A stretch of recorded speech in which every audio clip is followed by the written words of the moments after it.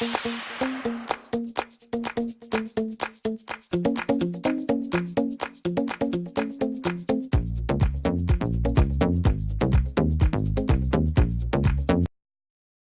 Simon's Graceland was born 30 years ago, and world music grew with it. This year marks the 30th anniversary of Paul Simon's album Graceland. And its musical, cultural and political significance is worth noting. As a lyricist, Simon was always telling stories. His 1986 release was no different. There was You Can Call Me Al, a song about a man in a midlife crisis. And the title track begins "The Mississippi Delta was shining like a national guitar." But what made Graceland different was its sound. To an American audience, the music was new, fresh and unfamiliar. At the time, Simon was influenced by South African music, specifically the album Gumboots, Accordion Jive Hits, Volume 2.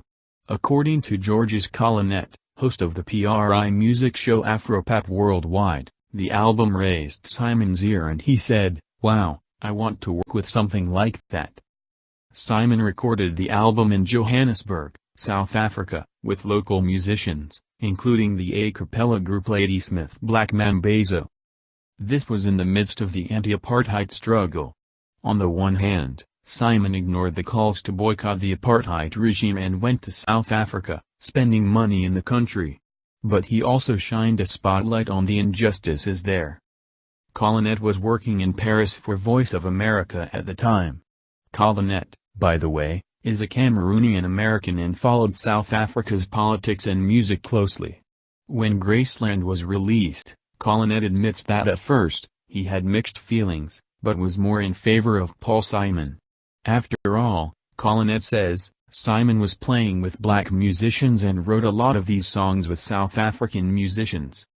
In 1987, a year after the album came out, a bunch of globally obsessed music aficionados got together at a pub in London and came up with the phrase world music. Sure, it quickly became a marketing tool. But to a certain degree, Simon helped seduce Americans to sounds around the globe. Collinet agrees, Paul Simon opened American ears to music, to African music. And Graceland at 30 years old still holds up. Some of the songs are fantastic, says Collinet. As long as you remain close to the traditional, it's beautiful.